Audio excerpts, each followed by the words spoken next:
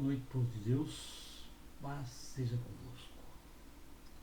Hoje nós vamos tratar de um assunto baseado no livro de 1 Crônicas, capítulo 4, versículo 9 e 10, cujo título é A Oração que Deus Responde. É notório que a missão de nosso Senhor e Salvador Jesus Cristo tinha como objetivo principal o resgate, salvar de todos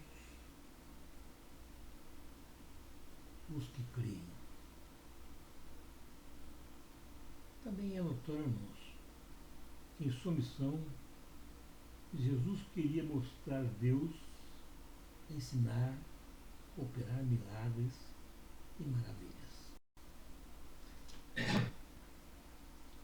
Porém, sua prioridade era receber em nosso lugar a punição e julgamento para pagar o preço de nosso resgate. Jesus pagou o nosso resgate para libertarmos do pecado, da morte e do inferno. Deus exige santidade. Está lá escrito em 1 Pedro, capítulo 1, versículo 15 e 16. Não podemos dar a Deus a santidade completa por causa dos pecados que cometemos. Também está escrito no livro de Romanos, capítulo 3, versículo 23. Mas Jesus veio, pagou o preço por nossas vidas, o resgate das nossas vidas. E o preço desse resgate foi a própria vida dele. Um sacrifício, e por causa da sua morte sacrificial, cada pessoa na terra tem a oportunidade de aceitar esse dom de expiação e ser perdoado por Deus.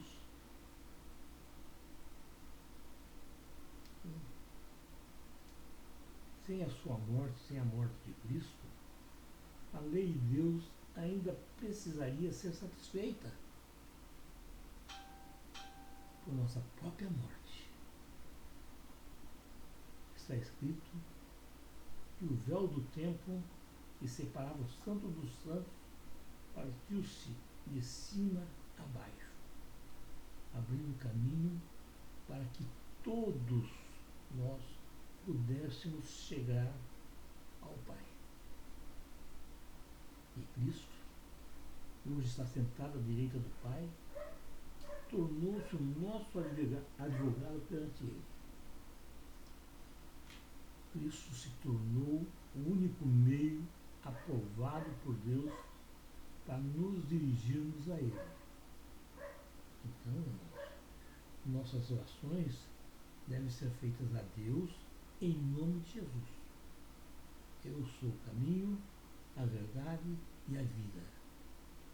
Ninguém vem ao Pai senão por mim. Foi o que Cristo falou, está escrito lá em João 14, 6. Jesus também disse aos seus apóstolos, os fiéis, né? Eu vos digo em toda a verdade, se pedires ao Pai qualquer coisa, Ele vos dará em meu nome. João, capítulo 16, versículo 23. De uma coisa nós podemos ter certeza: Deus responde a todas as orações. Sim, Ele responde a todas as orações. Essa resposta pode ser dada em 3 formas: sim, não e espere. Ele responde sim quando colocamos em prática o que foi dito por João, que diz: esta é a confiança que temos ao nos aproximarmos de Deus. Se pedirmos alguma coisa de acordo com a sua vontade, ele nos ouve. Está escrito em 1 João, capítulo 5, versículo 14. Porque os olhos do Senhor estão sobre os justos e os seus ouvidos estão atentos à sua oração, mas a face do Senhor está contra os que praticam o mal. Lá escrito em 1 Pedro, capítulo 3, versículo 12. Ele diz não, quando aquilo que pedimos pode trazer tropeços em nossa vida futura. Ele jamais vai dar algo ou fazer algo por nós que venha a ser uma pedra de tropeço no nosso caminho. Tiago diz que quando pedimos e não recebemos, é porque não sabemos pedir e que pedimos para o nosso próprio deleite. Além disso, não devem ser recebidos de Deus perdão completo dos seus pecados. Ou seja, se você tem pecado, justamente Deus vai te dar alguma coisa em troca. Porque o próprio Pai Nosso que nós conhecemos diz: perdoai os nossos pecados, assim como nós perdoamos os nossos devedores. Sabe, irmãos? A palavra de Deus nos fala por intermédio de Isaías que isso é possível. Certamente o braço do Senhor não está encolhido para salvar, nem seus ouvidos fechados para ouvir. Nas suas iniquidades separam você de Deus. Seus pecados escondem a face dele de vocês. Então ele não os irá ouvir. Está lá em Isaías, capítulo 59, versículo 12.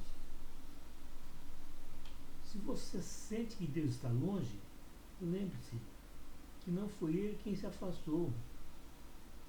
Veja as causas, faça o conserto e volte para a presença dele. A terceira opção é espere. Espere. Quando aquele não é o momento apropriado para nos abençoar. Sim, ele manda a gente esperar, porque aquele momento não é o essencial, não é o momento exato. Então ele manda esperar.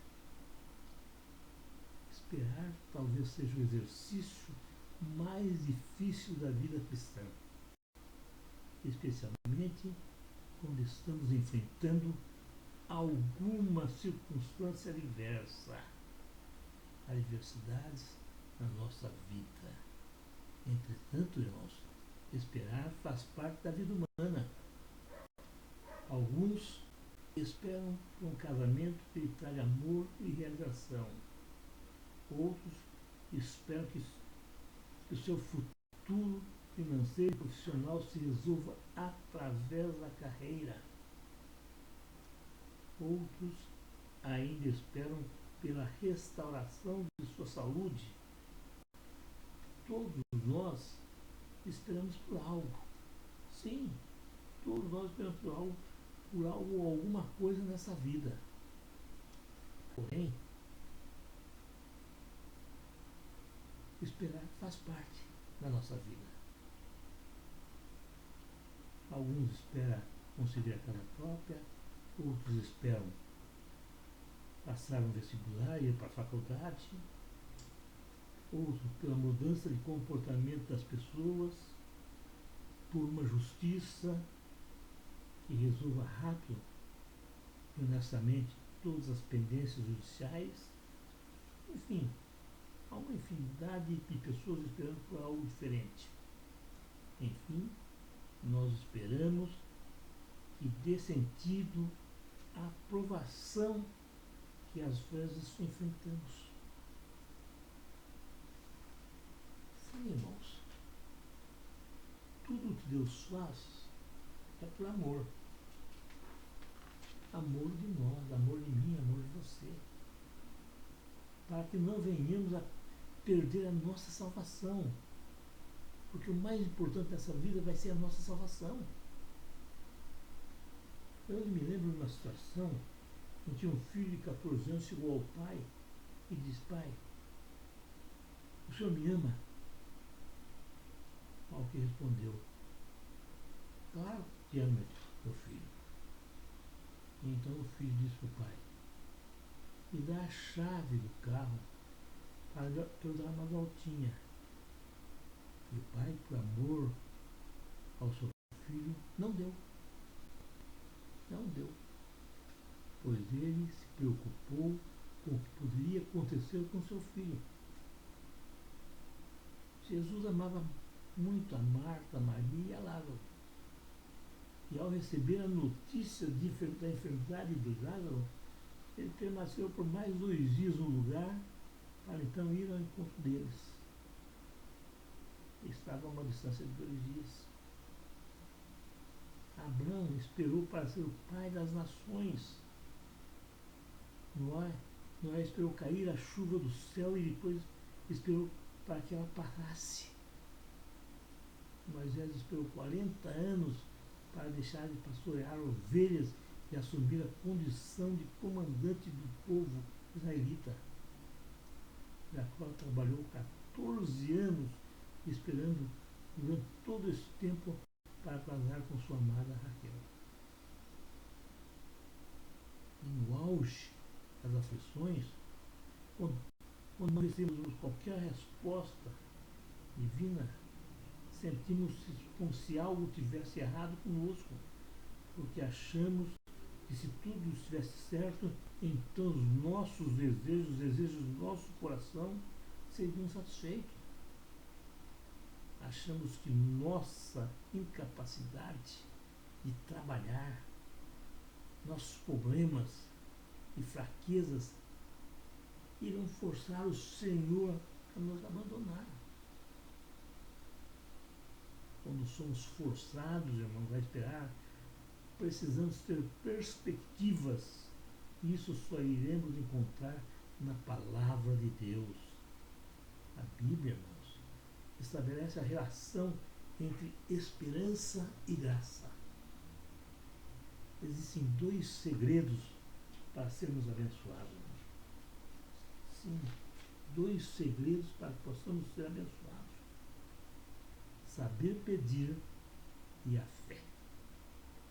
A Bíblia nos garante que a oração tem poder. Está lá em Mateus, capítulo 7, versículo 7. Está escrito: pedi e dar-se-vos-á, buscai e achareis, batei e abrir-se-vos-á. A Bíblia no Salmo 23 nos diz: o Senhor é meu pastor e nada me faltará. Então, porque tantas coisas nos faltam, irmãos. Nos versículos lidos nessa noite, deparamos com alguém cujo nome é Jabes. Jabes, que significa aquele que causa dor. Um nome carregado de negatividade, enfadado ao fracasso, insucesso, sem esperança, marginalizado e sem perspectiva. Se olharmos a nossa volta, irmãos, vamos encontrar milhares de pessoas passando por igual situação. São pessoas fracassadas pelas mais diferentes circunstâncias, pessoas amaldiçoadas, derrotadas e tristes. Porém, Jabes não aceitou essa situação de dor por causa do nome que carregava. Não se deu por derrotado. Não assumiu a condição de inferioridade e também não ficou lamentando, chorando. Ele, pela oração, mudou a sua história. Ele buscou aquele que poderia mudar tudo. O mundo traçou uma história para ele, mas ele teve fé. Creu que Deus poderia mudar sua vida. A oração de Jabes, irmão, foi fundamental para a sua vitória. Ele rompeu no mundo espiritual e surpreendeu a muitos. Ele invocou o nome do Senhor fazendo 4 pedidos. O primeiro, que me abençoes. O segundo, que alargues as minhas fronteiras. O terceiro, que a tua mão seja comigo. O quarto, me preserves do mal. E Deus se agrada a responder esse tipo de oração. Nós devemos buscar as bênçãos que o Senhor já tem reservado para a nossa vida. Lá no livro de 1 Samuel, Ana queria ter um filho, mas ela era estéril. Sim, diz a palavra. Ela, pois, com amargura de alma, orou ao Senhor e chorou abundantemente e fez um voto dizendo: Senhor dos exércitos, se benignamente atentares para a aflição da tua serva e de mim te lembrares, da tua serva não te esqueceres, mas as tuas servas eram um filho homem, ao Senhor o darei todos os dias da sua vida, e sobre a sua cabeça não passará navalha. Está lá, 1 Samuel, capítulo 1, versículo 10 e 11. Essa mulher se tornou um exemplo notável de fé. Ela não se conformou com a situação e buscou em Deus um milagre. A palavra diz que, mesmo antes de receber a bênção, sim, mesmo antes de receber a bênção, mudou o seu semblante, pois ela conhecia o Deus que servia. O Senhor me alarga as fronteiras. Alargar é aumentar consideravelmente. Orar para que as fronteiras sejam alargadas é a mesma coisa que orar para uma grande conquista. É pedir por um milagre. Nessa oração, Jabes não estava pedindo por mais um espaço de terra, mas ele estava orando por mais oportunidade. Veja o exemplo de Salomão. Lá no livro de Crônicas, Deus fala com ele perguntando: o que queres que eu te faça? Ao que ele respondeu: teu servo está aqui no meio de um povo que escolheste, um povo tão grande que nem se pode contar. Dá, pois, ao teu servo um coração cheio de discernimento para governar o teu povo e capaz de distinguir entre o bem e o mal, pois quem pode governar esse teu grande povo? O pedido de Salomão que ele fez a Deus agradou ao Senhor. Muitos hoje estão pensando que se Deus falasse comigo e deixasse eu pediria muitas coisas de que tem necessidade. E é por termos esse pensamento é que muitas vezes não recebemos. Senhor, que a tua mão seja comigo. Ele demonstrou que estava totalmente dependendo de Deus. Quando você depende de Deus, aí Deus age e opera. A mão de Deus também significa poder. Ele estava orando, declarando que precisava do poder de Deus na sua vida e não do poder dos homens. Que o preserve do mal. Que o mal seja afastado para longe de nós. Ou seja, que o Senhor nos livre das tentações.